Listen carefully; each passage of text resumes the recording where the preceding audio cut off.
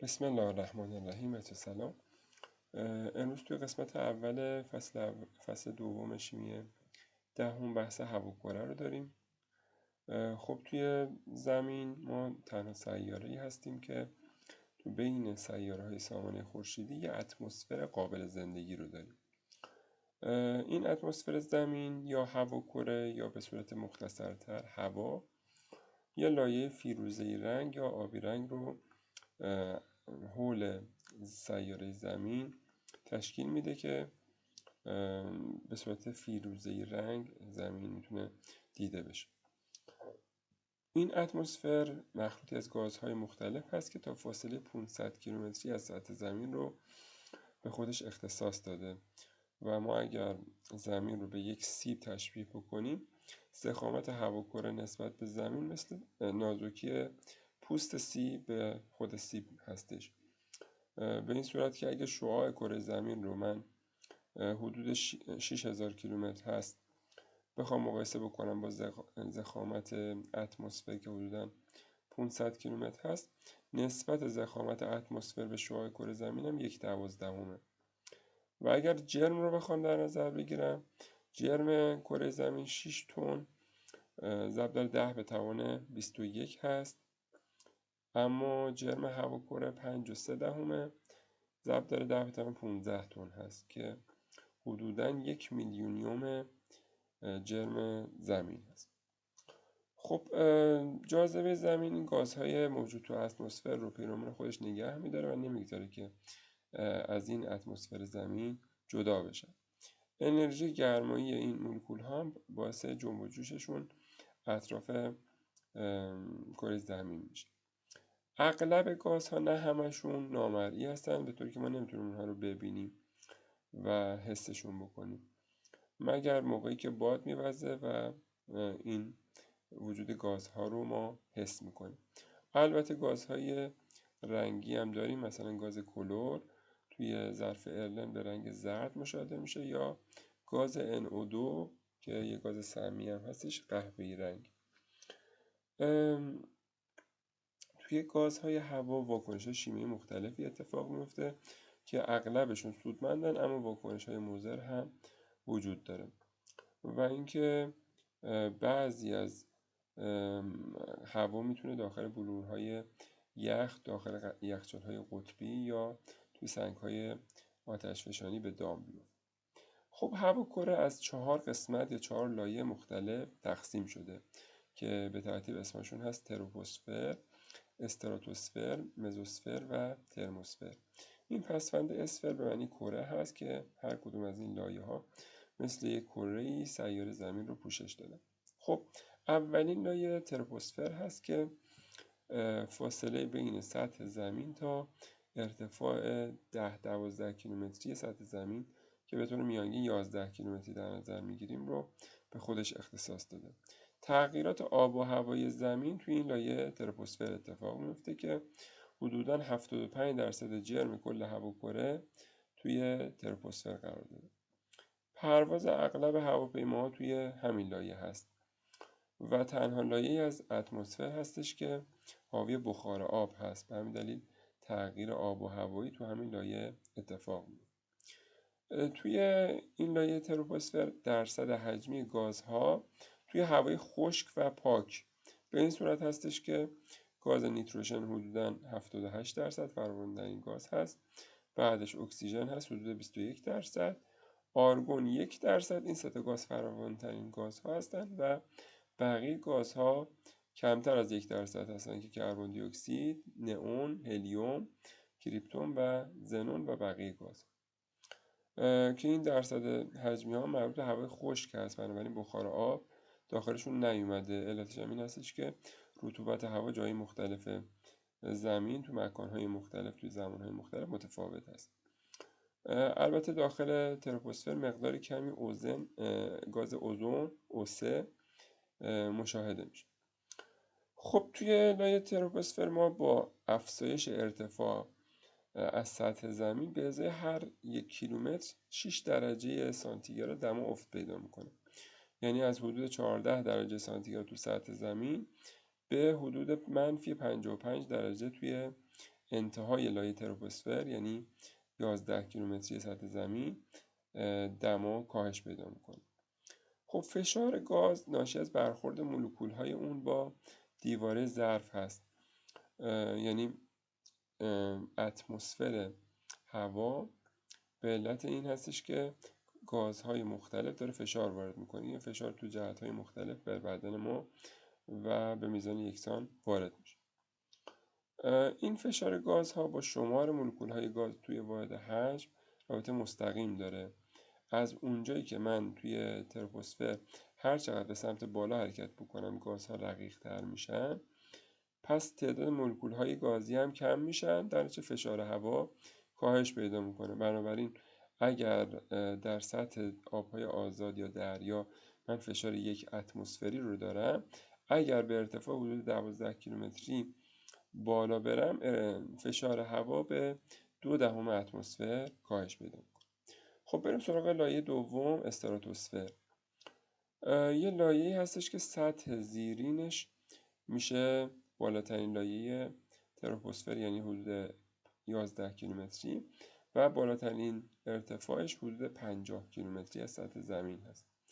مهمترین گازهای موجود تو این لایه N2, O2, O3 و CO2 هستش که گاز اوزون توی همه قسمت‌های استراتوسفر وجود داره، ولی غلظت اون توی ارتفاع 15 تا 30 کیلومتری بیشتر هست. به هم دلیل به فاصله بین 15 تا 30 کیلومتر از سطح زمین میگیم لایه اوزون. خب مرز بین دو تا لایه استراتوسفر و تروپوسفر از جایی تعریف میشه که روند نزولی دمای تروپوسفر متوقف میشه و بعد از یه مقداری ثابت موندن تبدیل میشه به روند صعودی. یعنی بعد از 11 کیلومتر از سطح زمین که لایه تروپوسفر بود چند کیلومتر دما ثابت میمونه، بعد روند صعودی پیدا میکنه، یعنی از منفی 55 درجه به حدود 7 درجه در ارتفاع 50 کیلومتری افزایش پیدا میکنه. لایه بعدی که داریم لایه مزوسفر هست. این لایه از ارتفاع 50 کیلومتری تا ارتفاع 80 کیلومتری ادامه پیدا میکنه. روند تغییر دما اینجا مجددا تغییر پیدا میکنه و نزولی هست، یعنی از ارتفاع 50 کیلومتری که حدود 7 درجه باشه تا ارتفاع 80 کیلومتری به حدود منفی 87 درجه سانتیگراد دما کاهش پیدا میکنه. و در این لایه هم گازهایی که موجود هستن N2, O2, آرگون، O3 گاز اوزون O3 و CO2 هستن که البته غلظتشون نسبت به لایه های پایین تر غلظت کمتری داره. و آخرین لایه هواکره ترموسفر هست که از 80 کیلومتری تا 500 کیلومتری رو به خودش اختصاص میده که محتویات این لایه N2 و O2 هستن که اینها مولکول هستن، اتم اکسیژن و یون‌هایی مثل هیدروژن مثبت، هلیوم مثبت، اکسیژن مثبت، مولکول O2 مثبت که دیگه تبدیل شده به یون و همچنین N2 مثبت. علت به وجود اومدن این یون ها این هستش که این لایه چون بیرونترین لایه هواکره هست به شدت در معرض تابش پرتوهای خورشیدی و پرتوهای فرابنفش خورشیدی هستن که انرژی خیلی بالایی دارن و این تابش‌های پرقدرت باعث میشن که پیوندهای مثل O2 شکسته بشن و اونها رو به اتم‌های مجزا مثل اتم اکسیژن تبدیل بکنن. همچنین از اون اتم‌ها هم الکترون هاشون رو این تابش پرقدرت میکنه و کندن الکترون ها باعث میشه که ذره‌ای مثل اوی مثبت اونجا ایجاد بشه. تغییر دما توی ترموسفر مجددا صعودی هست، یعنی از منفی 87 درجه تا حدود 1200 درجه سانتیگراد افزایش پیدا میکنه. بچه دما با مقیاس های مختلفی اندازه گیری میشه. ما دمای سلسیوس داریم که با تتا مشخص میشه و دمای کلوین که با تی نمایش داده میشه. درجه سلسیوس یا درجه سانتیگراد که معادل همدیگه هستن نخستین بار توسط یک دانشمند سوئدی به اسم سلسیوس به دست اومد، به این ترتیب که اومد فاصله بین نقطه انجماد آب خالص و نقطه جوش آب خالص رو 100 واحد مساوی تقسیم کرد و چون اسم این دانشمند سلسیوس بود بهش درجه سلسیوس میگن. از جهت دیگه چون مقیاسش 100 واحدی بود بهش سانتیگراد یعنی مقیاس 100 واحدی هم گفته میشه، یعنی درجه سلسیوس و درجه سانتیگراد در واقع یک چیز هستند و دو تا نام برای یک درجه ثابت هستش. و دما بر حسب کلوین هم اولین بار در سال 1872 توسط کلوین دانشمند انگلیسی که این دانشمند اومد گفت توی دمای منفی 273 درجه سانتیگراد انرژی جنبشی ماده به صفر میرسه و این دما رو صفر مطلق نامگذاری کرد و پیشنهاد کرد که دمای اجسام نسبت به صفر مطلق سنجیده بشن. بنابراین توی این مقیاس ما فاصله درجه هامون با سلسیوس یا سانتیگراد هیچ فرقی نمیکنه، یعنی فاصله بین 0 درجه سانتیگراد تا مثبت 1 درجه سانتیگراد با فاصله بین مثلا منفی 273 کلوین تا منفی 272 کلوین هیچ منفی 273 درجه سانتیگراد و منفی 272 درجه سانتیگراد با فاصله بین 0 کلوین و 1 کلوین هیچ فرقی نمیکنه. فقط تفاوتشون این هستش که دمای کلوین میشه درجه سلسیوس به اضافه 273 چون دمای منفی 273 رو کلوین 0 در نظر گرفت. خب چند تا گاز رو بررسی بکنیم. گاز نیتروژن عمده ترین گاز موجود توی هواکره هست که فراوانیش حدود 78 درصد هست و فراوان ترین گاز سازنده هوای پاک و خشک هستش. این گاز نیتروژن واکنش پذیری خیلی کمی داره، به طوری که اگر من تو مخلوطی از گازهای نیتروژن و هیدروژن در حضور کاتالیزگر و جرقه اینها رو قرار بدم هیچ واکنش اتفاق نمیفته. اما اگر مخلوطی از اکسیژن و هیدروژن رو داشته باشم در حضور کاتالیزگر یا جرقه به صورت انفجاری واکنش میدن. علت واکنش پذیری کم نیتروژن هم داشتن یه پیوند سه‌گانه محکم هست که شکستن اون خیلی راحت نیست. بنابراین به خاطر واکنش پذیری کم نیتروژن به اون جو بی اثر هم گفته میشه، چون قسمت عمده جو یا اتمسفر رو تشکیل میده. به خود نیتروژن به تنهایی میگیم جو بی اثر و بنابراین تو محیط هایی که اکسیژن عامل تغییر شیمیایی و مزاحمت هست به جای هوا میان از نیتروژن استفاده میکنن. یکی از کاربردهای نیتروژن بسته‌بندی مواد خوراکی هست. به دلیل واکنش پذیری کمش با مواد واکنش نمیده و باعث فساد یا تغییر بو و مزه مواد غذایی نمیشه. پس بسته‌بندی مواد خوراکی به دلیل خواص شیمیایی گاز نیتروژن هست، یعنی واکنش پذیری کمه.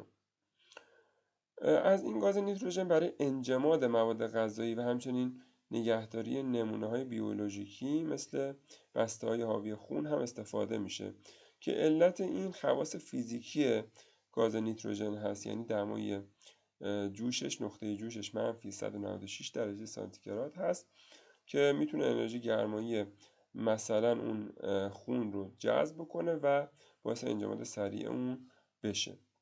همچنین از نیتروژن برای پر کردن تایر خودروها استفاده میشه که این کار باعث طول عمر بیشتر لاستیک ها هم میشه، چون اکسیژن و رطوبت هوا در دراز مدت میتونن باعث خوردگی رینگ و لاستیک میشه.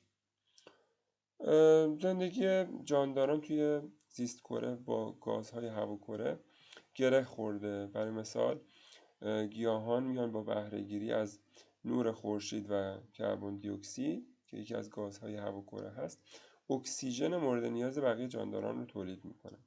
از طرفی خود گیاهان محتاج نیتروژن هستند که جانداران ذره‌بینی نیتروژن رو برای گیاهان توی خاک تثبیت میکنه.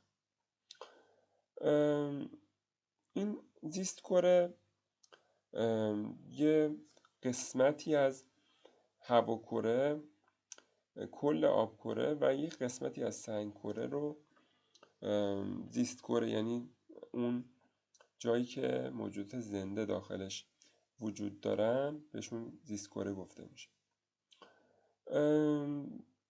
ما فرض میکنیم یک ظرفی داریم که دماش منفی 200 درجه سانتیگراد هست و داخلش مخلوطی از گازهای آرگون و نیتروژن به حالت مایع وجود داشته باشند، چون گاز نیتروژن منفی 196 درجه سانتیگراد هست و آرگون منفی 186 درجه. بنابراین تو دمای منفی 200 درجه سانتیگراد هر دو به حالت مایع وجود دارن. اگر من بیام این دما رو با افزایش گرم کردن این دما رو برسونم به حدود منفی 195 درجه سانتیگراد، نیتروژن تبخیر میشه اما آرگون همچنان به حالت مایع باقی میمونه. بنابراین میتونم به صورت یک نکته بگم که اگه مخلوطی از چند مایع رو گرم بکنیم، اول اون ماده‌ای به صورت گاز خارج میشه که دم جوش پایین تری داره. نقطه جوش هم که میدونید اون دمایی هستش که در اون مایع با تولید حباب شروع به تبخیر شدن میکنه. برعکس اگر من بخوام یه مخلوط گازی رو سرد بکنم، اول اون ماده‌ای به صورت مایع در میاد که نقطه جوش بالاتری داره. خب بریم سراغ تخدیر. یه تکنیکی هستش که هدف اون جداسازی اجزای سازنده یک مخلوط مایع هست. تو تخدیر ساده میان مخلوط مایع رو حرارت میدن تا اون ماده‌ای که نقطه جوش پایین تری داره تبخیر بشه، به حالت گاز در بیاد. این گاز حاصل رو میان توی قسمت جداگانه‌ای سرد میکنن تا اون ماده جدا شده مجددا به حالت مایع در بیاد و بیان اون رو از مخلوط اولیه جدا بکنن. یه فرآیند دیگه داریم به اسم تخدیر جزء به جزء هوای مایع. خب هوا یه منبع خیلی مناسبی است برای تهیه گازهای نیتروژن، اکسیژن و آرگون، یعنی اون سه تا گازی که بیشترین درصد حجم رو توی تروپوسفر دارن. هدف از این کار تهیه این سه تا گاز هست که برای این کار باید یک مراحلی رو طی بکنیم. اول اینکه این هوا ممکنه داخلش گرد و غبار وجود داشته باشه. میان هوا رو از صافیای عبور میدن که گرد و غبارش گرفته بشه. بعد از اون با استفاده از فشار دمای هوا رو کاهش میدن. اجزای اصلی هوا رطوبت، گاز کربن دی اکسید و همون سه تا گازمون یعنی نیتروژن و اکسیژن و آرگون هستش. اگر ما دما رو تا 0 درجه سانتیگراد کاهش بدیم، رطوبت هوا به صورت یخ از اون هوا جدا میشه. تو مرحله بعدی اگر ما دما رو تا منفی 78 درجه کاهش بدیم، گاز کربن دی اکسید با حالت جامد در میاد و از مخلوط جدا میشه که این کربن دی اکسید در دمای منفی 78 درجه مستقیما از حالت گازی به حالت جامد تبدیل میشه که به این فرآیند میگیم تسعید یا فرازش و عکس این عمل هم چگالش هستش. اگر ما بیایم دما رو تا منفی 200 درجه سانتیگراد کاهش بدیم، به مخلوط بسیار سردی از چند مایع به وجود میاد که بهش میگیم هوای مایع که عمدتا شامل نیتروژن، اکسیژن و آرگون هست. نقطه جوش نیتروژن منفی 196، آرگون منفی 186 و اکسیژن منفی 183. این فرآیند تخدیر جزء به جزء برای جداسازی اون گازهایی به کار میره که نقطه جوششون نه خیلی به هم نزدیک باشه نه خیلی از هم دور، مثلا یه بازه‌ای بین 10 تا 20 درجه سانتیگراد باشه. ما داخل هوا گازهایی مثل نئون و هلیوم هم وجود داریم که نقطه جوش اونها پایین تر از منفی 200 درجه هست. بنابراین تو دمای منفی 200 درجه به حالت مایع در نمیان و وارد اون هوای مایع ما نمیشه. در پایان میایم این هوای مایع رو از ستون تخدیر عبور میدیم که این ستون تخدیر دارای طبقات مختلفی است که از بالا به پایین دماش شروع به افزایش پیدا میکنه. با ورود هوای مایع از قسمت بالایی این ستون، ابتدا توی بالاترین قسمت ماده که پایین ترین یا منفی ترین نقطه جوش رو داره، یعنی گاز نیتروژن، به صورت گاز خارج میشه. بعد از اون نوبت به گاز آرگون میرسه و در نهایت گاز اکسیژن که از این ستون تخدیر خارج میشه. یعنی من اگه ستون تخدیر رو به این حالت داشته باشم، با ورود هوای مایع از بالا در ابتدا گاز نیتروژن تو منفی 196 درجه جدا میشه و بعدش با افزایش دما گازهای آرگون و اکسیژن به ترتیب جدا میشه. توی این تخدیر جزء به جزء تهیه اکسیژن 100% خالص دشواره، چون دمای جوش اکسیژن و آرگون خیلی به هم نزدیکه، 3 درجه با هم اختلاف دارن و احتمال داره که مقداری آرگون به صورت ناخالصی توی اکسیژن باقی مونده باشه. از این فرآیند تخدیر جزء به جزء توی کارخونه‌های پتروشیمی شیراز و ماهشهر استفاده میشه. خب گاز آرگون یک گاز بیرنگ، بیبو و غیر سمی هست که این کلمه واژه یونانی هست، ریشه یونانی داره که به معنی تنبل هست. علتش هم این هستش که آرگون واکنش پذیری بسیار ناچیزی داره. ما توی هوای پاک و خشک آرگون رو با درصد حجمی حدود 1% داریم که فراوانترین گاز نجیب و سومین گاز فراوان توی تروپوسفر هست. تو صنعت ما این گاز آرگون رو از تخدیر جزء به جزء هوای مایع به دست میاریم که گفتیم، و اینکه گاز آرگون به عنوان محیط بی اثر توی جوشکاری و برشکاری فلزها و همچنین توی لامپ‌های رشته‌ای کاربرد داره. خب هلیوم رو هم داریم به عنوان گاز نجیب که بهش اشاره میشه. هلیوم سبکترین گاز نجیب هست، عدد اتمیش 2 هست، گاز بیرنگ و بیبویی هستش توی بالون‌های هواشناسی، توی جوشکاری، کپسول غواصی و برای خنک‌کاری قطعات الکترونیکی مثل دستگاه‌های MRI ازش استفاده میشه. خب این هلیوم توی کره زمین مقدار خیلی کمی داره. از لحاظ درصد حجمی توی هوای پاک و خشک سومین گاز نجیب فراوان هست بعد از آرگون و نئون، اما درصد حجمش خیلی کم هست، حدود 0.1% هست. بنابراین تهیه هلیوم از تخدیر جزء به جزء هوای مایع مغروم صرفه نیست. اما این هلیوم بیشتر از اینکه توی هواکره وجود داشته باشه توی لایه‌های زیرین پوسته زمین وجود داره، چون داخل زمین توی اعماق زمین از طریق واکنش‌های هسته‌ای هلیوم تولید میشه. بنابراین توی درز و شکاف‌های موجود توی میدون‌های گازی ممکنه که میانگین 7% حجمی از گاز هلیوم داخل مخروط گاز طبیعی وجود داشته باشه. بنابراین برای تهیه گاز هلیوم از تخدیر جزء به جزء گاز طبیعی، نه هوای معمولی، استفاده میشه. و گاز اکسیژن که یکی از مهمترین گازهای هواکره هست که زندگی همه موجودات به اون گره خورده و بسیار از واکنش‌های شیمیایی مثل فرسایش سنگ‌ها، زنگ زدن، فساد مواد غذایی به علت تمایل بسیار زیاد اکسیژن برای انجام واکنش هست. اکسیژن داخل آبکره، داخل ساختار مولکول‌های آب هم وجود داره. در زیستکره توی مولکول‌های زیستی شامل کربوهیدرات‌ها، چربی‌ها و پروتئین‌ها اکسیژن وجود داره و همچنین توی هواکره هم به شکل مولکول‌های 2 اتمی وجود داره که البته با افزایش ارتفاع مثل همه مولکول‌های گازی دیگه اکسیژن هم شمارش کاهش پیدا میکنه. به علت کاهش فشار و غلظت اکسیژن تو ارتفاعات بالا، کوهنوردان به هنگام صعود به ارتفاعات بالا کپسول اکسیژن حمل میکنن یا هواپیماها داخل خودشون اتاقکی از اکسیژن داره. این اکسیژن توی سنگکره هم وجود داره. برای مثال توی بوکسیت که آل2O3 هست و سنگ معدن آلومینیوم هستش ما اکسیژن رو حالت ناخالصی داریم.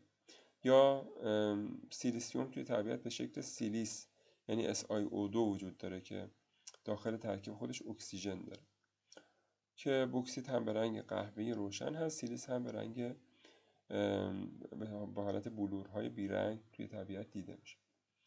خب به پایین این قسمت رسیدیم. شما میتونید با هم بیاندیشیم صفحه 49 پیوند با ریاضی صفحه 50 با هم بیاندیشیم 52 و 53 و خود را بیازمایید 54 و 55 کتاب رو حل بکنید و تمرین 2 تا 6 جزوه رو هم حلش بکنید. امیدوارم که استفاده کافی رو از این جلسه برده باشید. خدا نگهدار همگی.